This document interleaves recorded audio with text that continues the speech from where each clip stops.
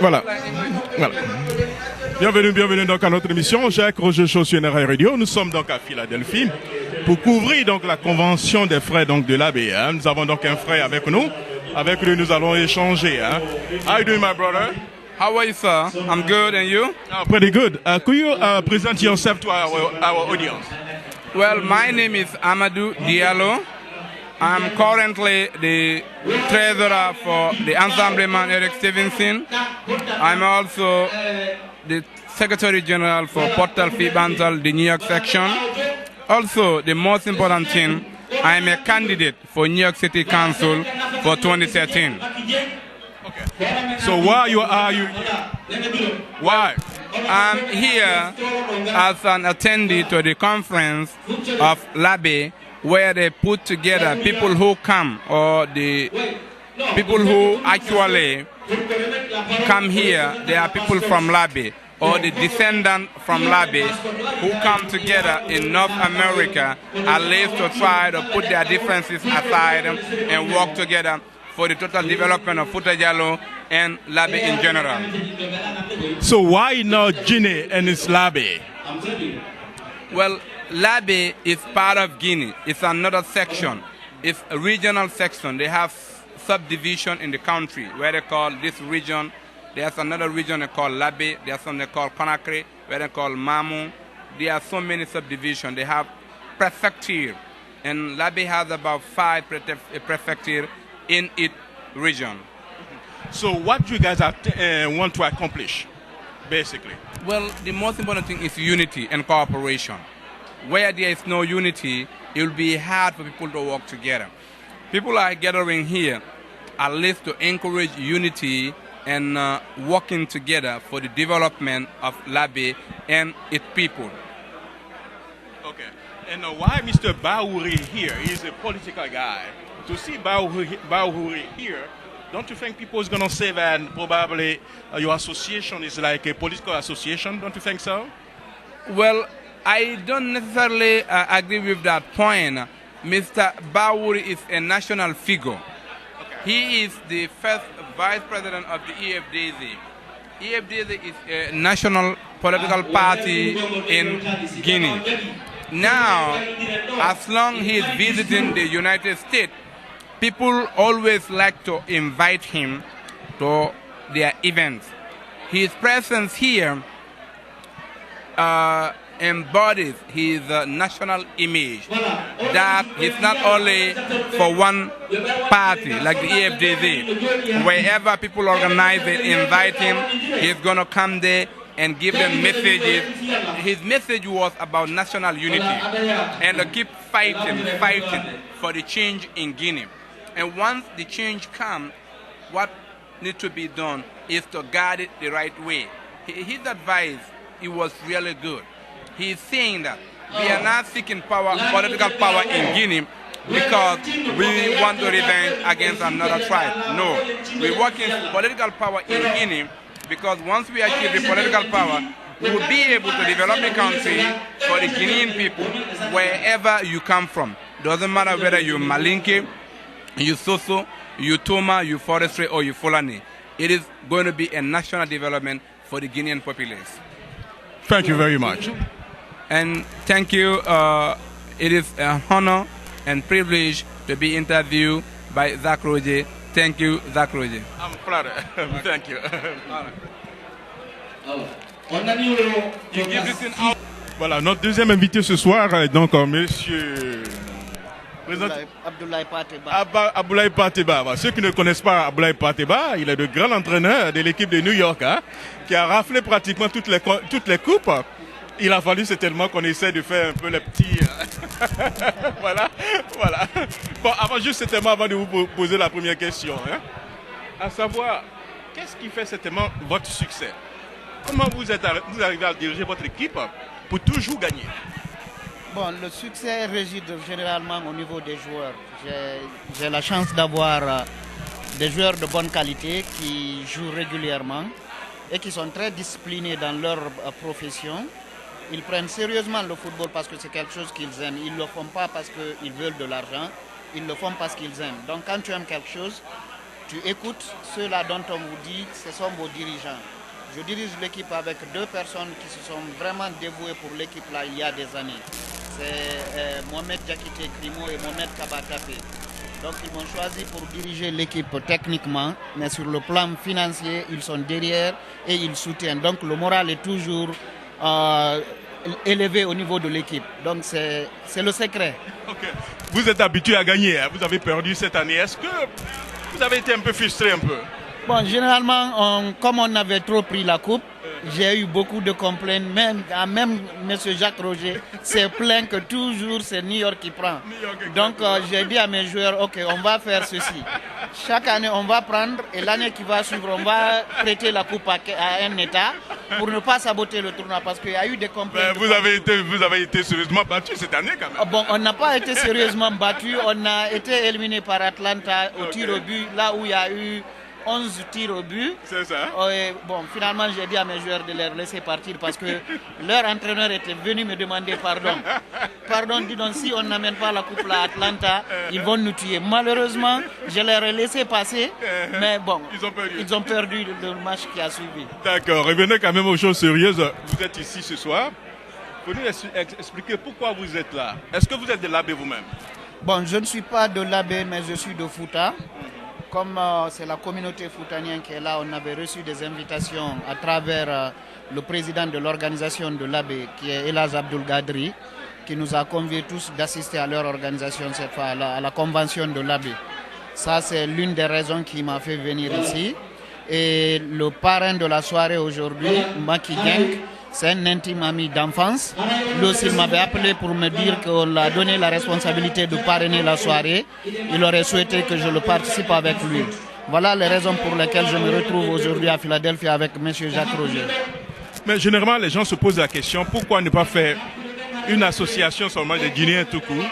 Il y a des associations, j'allais dire, régionales, l'association de l'AB, de Mamou. Est-ce que ça ne contribue pas quand même à la division quand même de la Guinée? Quelque part, les associations locales ne contribuent pas à la division de la Guinée. La division de la Guinée est due simplement à la politique. Ce sont les politiciens qui divisent la communauté. La politique que nous connaissons, diviser pour régner. Les associations locales contribuent par contre au développement local. Par exemple, cette organisation de l'AB peut faire un projet de développement à l'AB que le gouvernement ne va pas faire. Chez nous, par exemple, si je prends un exemple à Bourou-Altap et la sous-préfecture, on a notre organisation il y a 7 ans, 8 ans maintenant. On a fait des projets chez nous que nous n'attendons pas le gouvernement pour faire.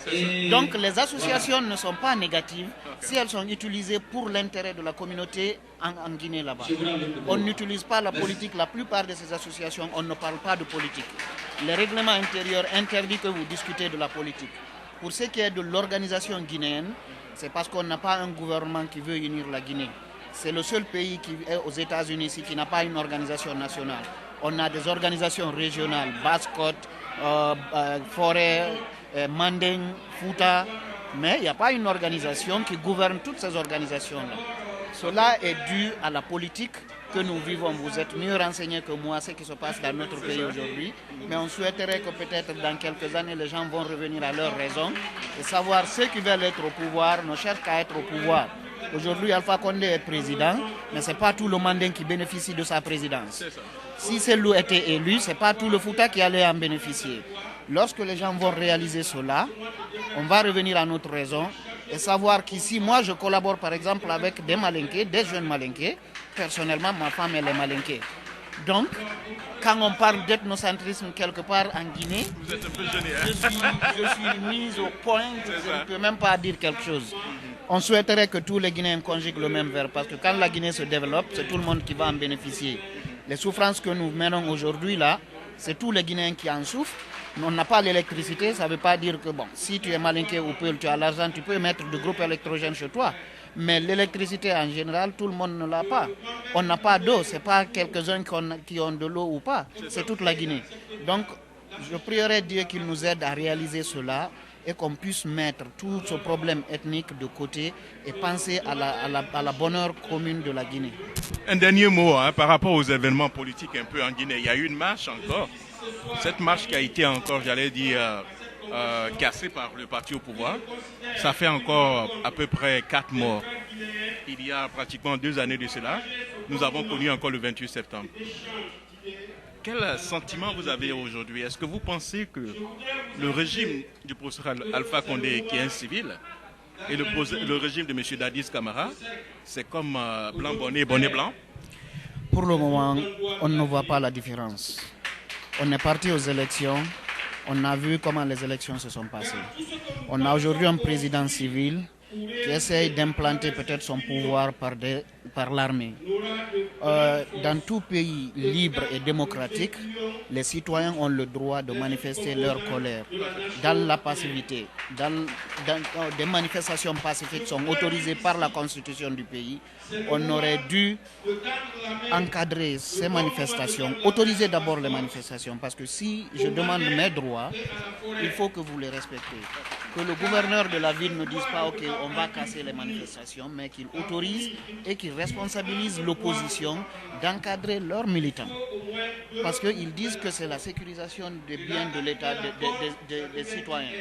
Cela n'allait pas poser de problème chez moi si on avait autorisé la marche et donné la responsabilité aux partis politiques ou à la communauté civile d'encadrer leurs manifestants et mettre la gendarmerie et la police là-bas pour sécuriser ces manifestants-là. Parce que si les manifestants voient que la police et autres sont venus pour assurer leur sécurité, qu'ils ne soient pas agressés, ils n'allaient pas avoir de problème.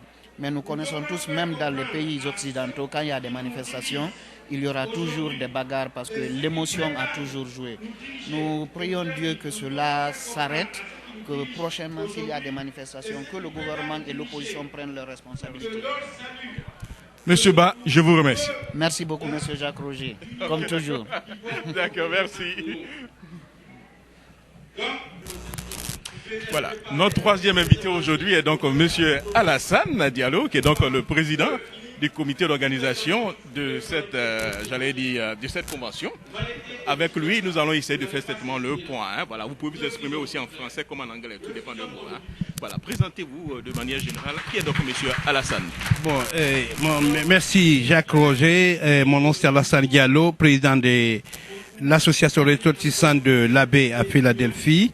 Et comme vous voyez, bon, ici c'est une association ressortissante de l'AB entière ici, qui a invité bon toute la Guinée, alors à tout au moins Fouta Djallon, que cette organisation c'est pour remobiliser le Diwan de l'AB ici aux États-Unis et Amérique du Nord.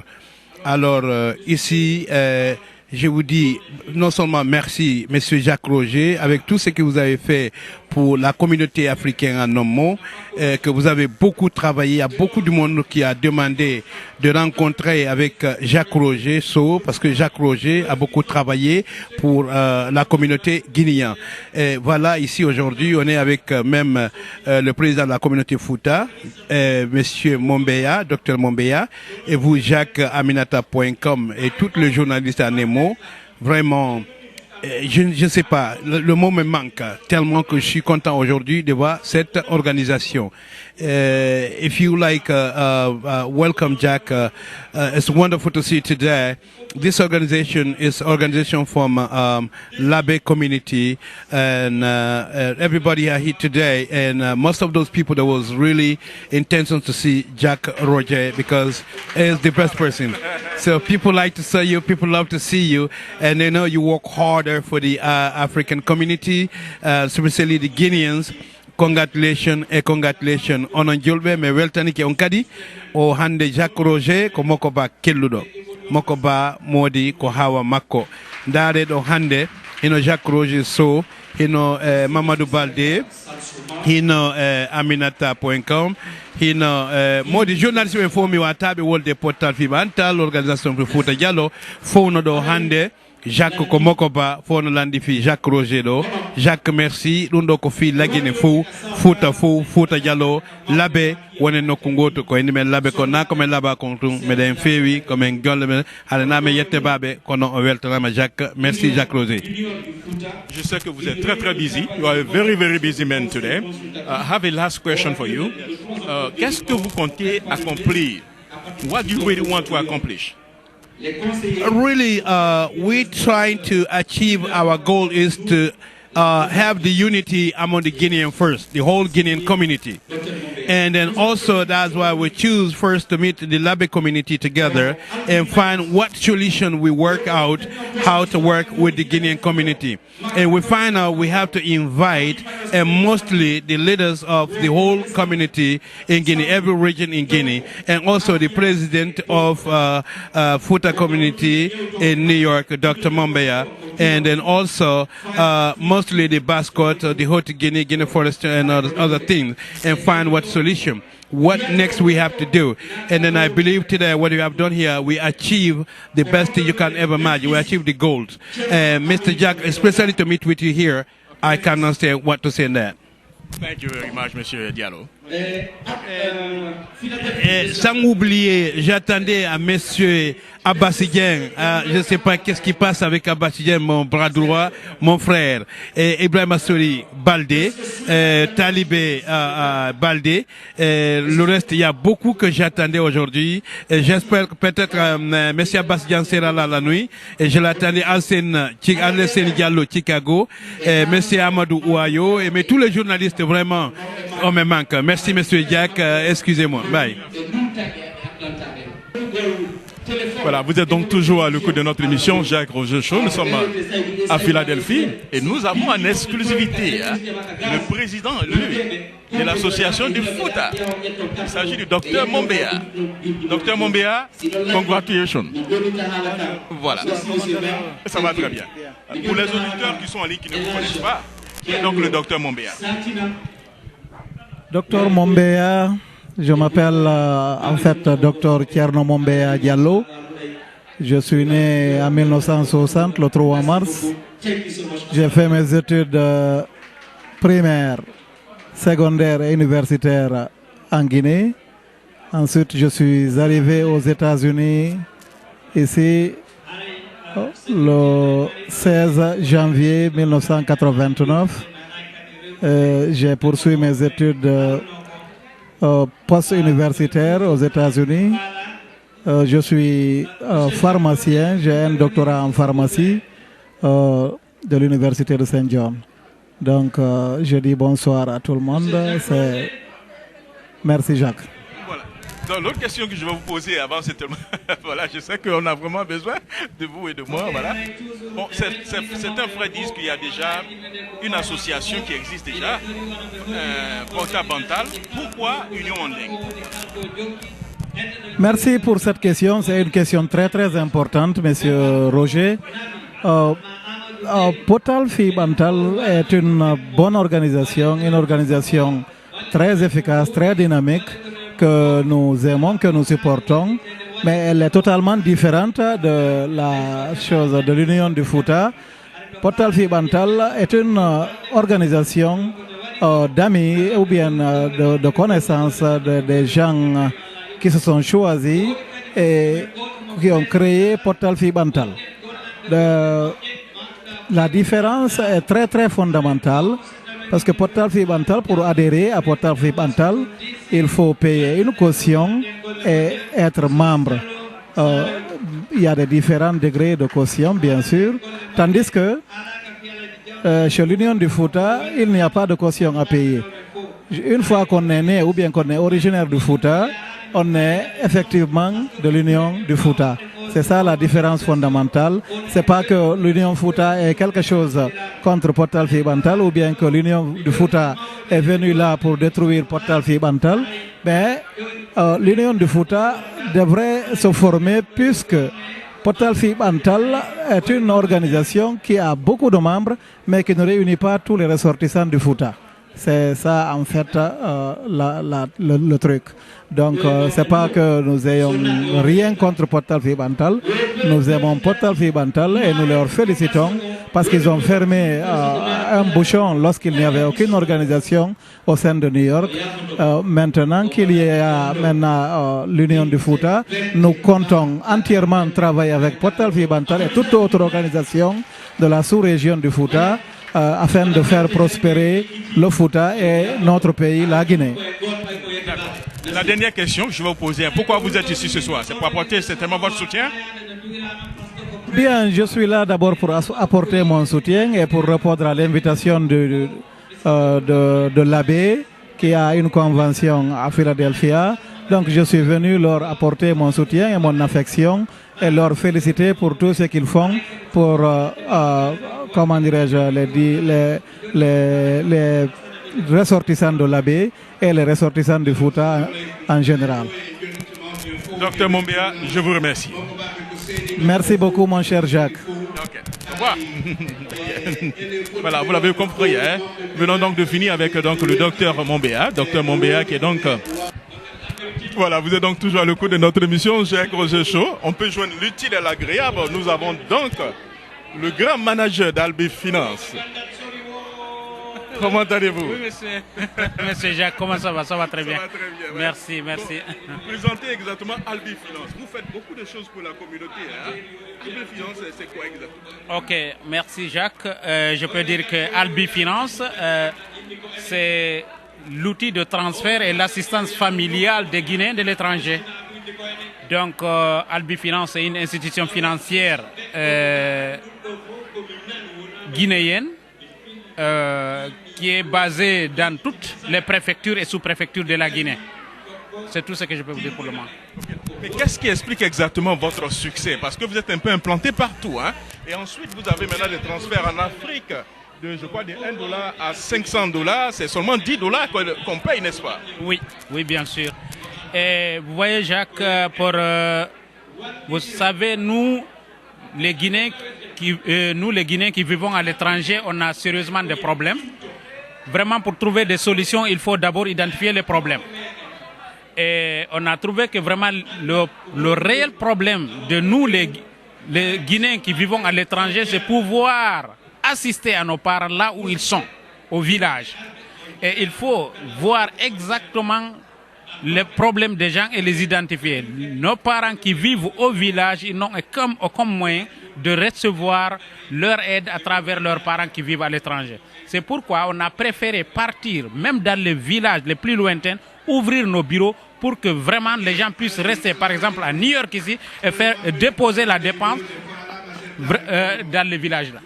Et comment le transfert se fait généralement? Et le transfert, vraiment, pour le moment, si vous regardez le transfert que nous effectuons, vraiment, on a essayé vraiment de... Merci. Bon, merci. Je crois que nous allons revenir à vie tout à l'heure. Voilà, merci.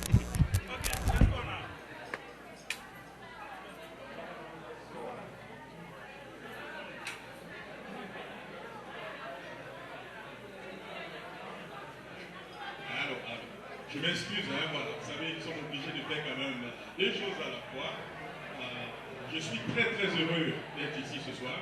Mais juste avant de commencer, certainement vous adresser peut-être un petit mot. J'allais dire peut-être une guerre avant certainement aux doyens qui sont devant nous ici.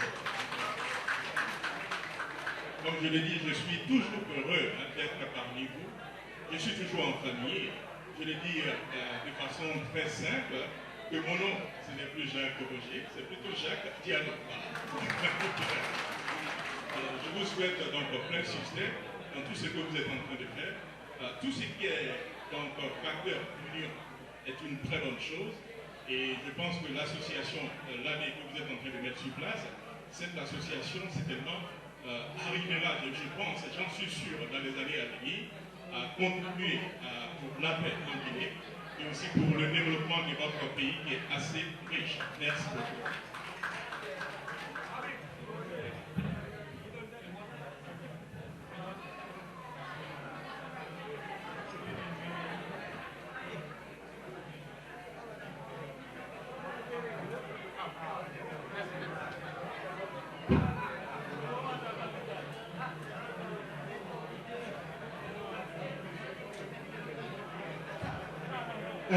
aray wontiɓe kala mani tawɓe no haddoncini e yiidugol e monteur Saydou Ba bidelema bamma téléphone e ɗum waɗa affaire courant yo yawide maɓɓe ɗa yandi aray jonde mawɓe ɗon ɗo ñama o weltanama déplacement ji maɓɓe ɗi en torki allah subahanahu wa taala Voilà, vous êtes donc toujours à l'écoute de notre émission Jacques Roger Show. Nous avons donc notre doyen ici avec qui? Saliou Diallo. Voilà, le doyen Saliou Diallo. Voilà, je vous permets certainement de vous présenter. Hein, Monsieur Saliou. Qui est donc Monsieur Saliou Diallo? Comme vous l'entendez, Monsieur Roger vient de dire Saliou Diallo. Donc c'est Saliou Diallo. Je suis le président de la communauté guinéenne de Washington.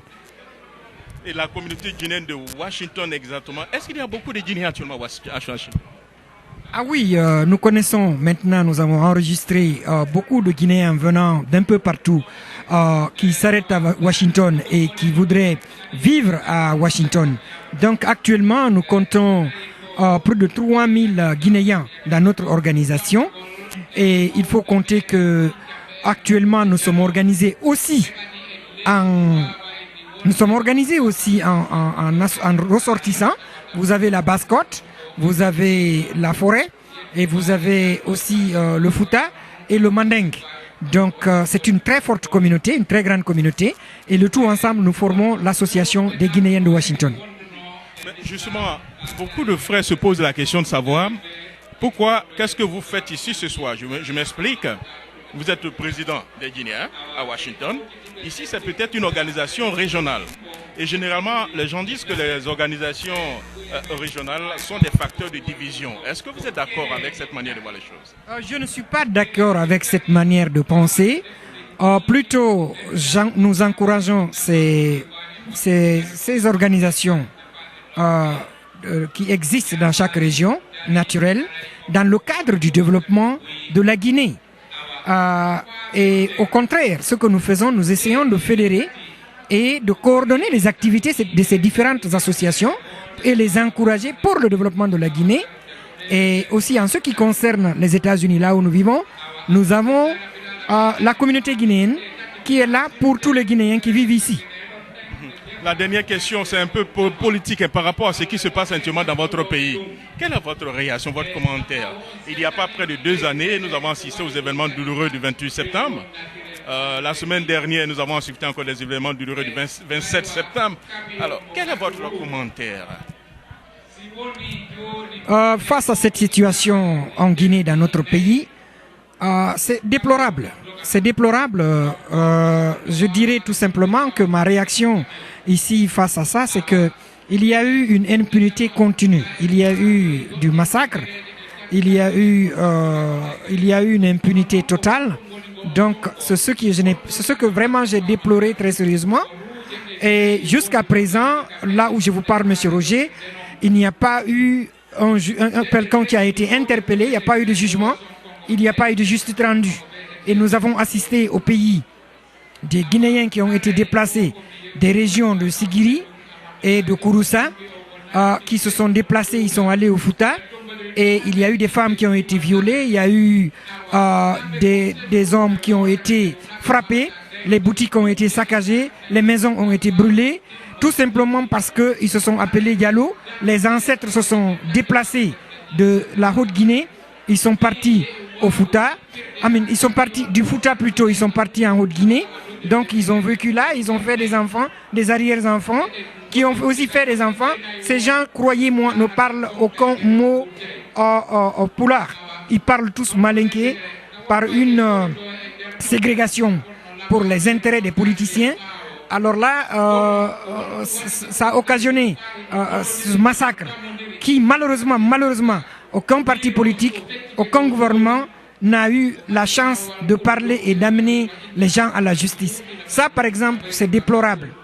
Tu ne peux pas chasser un Guinéen de son pays pour aller où? Aller encore dans son pays, dans une région. C'est pas normal. Voilà ce que, Monsieur Roger, je tire un peu politiquement ce que je n'accepte pas et ce que je n'ai pas accepté, c'est que les Guinéens se laissaient diviser par la politique, alors que ce sont les Guinéens réunis qui font la politique. Je suis frère à vous, on est Guinéens, mais la politique c'est une façon de nous réunir et de pouvoir travailler, mais pas plutôt de nous diviser. Encore une fois, merci beaucoup. Hein. Voilà. Voilà, vous êtes toujours à l'écoute de notre émission Jacques Roger Show sur Radio. Nous avons notre invité. Hein. Monsieur Sotunturu. Comment ça va, monsieur Sotunturu? Bonsoir, Jacques, ça va bien. Voilà. Les auditeurs aimeraient savoir si Sotunturu, c'est votre nom ou bien c'est un petit surnom. Ok, mon nom de famille c'est So. Tunturun, c'est le nom de mon village. Bon, Tunturun, c'est la sous-préfecture la plus proche de l'Abbé Centre, à quelque chose de 7 à 9 km, si je ne me trompe pas. Donc, j'ai porté comme ça le nom So Tunturun par rapport au village, c'est tout. Mais sinon, mon nom c'est So Amadouri. Mais vous êtes un politicien. Qu'est-ce que le politicien fait ici dans une association, j'allais dire, régionale? Bon, la politique c'est venu. Après, il faut se dire la vérité. Nous tous, nous venons d'une famille, d'une communauté. Hein, et nous venons d'une famille qui a une culture, une tradition. Nous venons d'une région géographique bien déterminée. Bon, le mot est déjà là, d'une communauté bien déterminée. Le Fouta et je suis Peul. Donc tout ce qui peut se passer au niveau des États-Unis en ce qui concerne le Fouta et le Peul en particulier, je dois être présent, je ne dois pas attendre qu'on m'appelle et puis bon, essayer de savoir ce qu'il en est. Non, ma présence est nécessaire et on a toujours besoin d'un plus petit que ce soit. Donc à titre de cela, je suis là et vraiment je suis satisfait et je suis très ravi de ce qui se passe. Et qu'est-ce qui explique donc la présence de M. Bahouri ici ce soir? Bon, encore une fois, je vais redire la même chose. Bahouri, c'est un Guinéen, c'est un représentant d'un parti politique, mais il est fils du Fouta aussi. Il a été invité. Tu as vu, il a accepté de faire juste l'acte de présence, quelques 10, 15, 20 minutes, avant de continuer son chemin. Sinon, il partait sur Boston et pour aller essayer de rencontrer les structures locales au niveau de l'État du Massachusetts et faire une réunion de travail avec eux pour 72 heures et puis revenir sur New York. Mais entre-temps, il est passé voir Silla Colon, qui est le secrétaire fédéral de l'État de la Pennsylvanie. Et il lui fallait aussi venir dire bonjour ici. Donc en réalité, voilà ce qui justifie sa présence. Et je crois qu'il n'y a pas quelque chose de grave là-dessus. Un mot avant de vous laisser partir par rapport à la politique de votre pays. Hein. Ce qui s'est passé la dernière fois, encore une manifestation. Maté, il y a eu 4 morts. Nous savons qu'il y a 2 années, il y a eu une manifestation Maté où il y a eu 150 morts. Hein.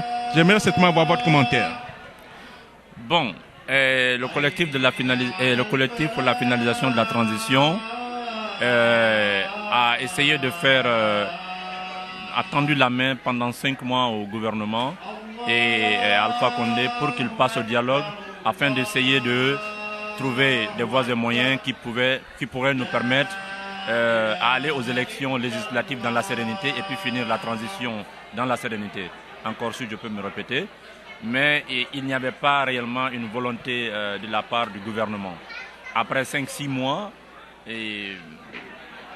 comment dirais-je, le système tournait en rond et ça n'allait pas. Le collectif des partis ont décidé d'aller faire une marche pacifique, mais de façon pacifique, parce que réellement c'est leur droit, c'est le droit de tout un Guinéen, c'est le droit aussi, et c'est un droit inaliénable à tout un citoyen guinéen. Donc, au vu de cela, ils ont commencé à faire la manifestation, mais il faut se dire une chose. Le gouvernement, ne voulant pas vraiment de cette manifestation, a usé et a outrepassé comment dirais-je, la mesure qu'il fallait. Il a fait une répression, c'est dommage, et je profite de l'occasion ici pour souhaiter mes condoléances aux familles éplorées, et je ne souhaite pas que cela continue, mais je suis sûr et certain que ce que le peuple de Guinée, la majorité, je dis bien la majorité du peuple de Guinée veut, c'est que c'est la démocratie, la bonne gouvernance et un état de droit, que nous soyons égaux devant tout ce qui va arriver en Guinée, vraiment. Et cette frange finira par vaincre un jour. Donc, avec ça, il faut comprendre qu'il y a un sacrifice, il y a un lourd sacrifice à payer. Et voilà ce qui se passe. C'est dommage qu'on ait eu 4 morts, mais au vu aussi de cela, le collectif des partis ont décidé de faire la pause et puis essayer de faire d'abord l'état de la première journée de la marche et voir ce qu'il y a lieu de faire dans les jours et les semaines à venir. Monsieur Sow, je vous remercie. Merci Jacques Roger, c'est toujours un plaisir de partager avec toi.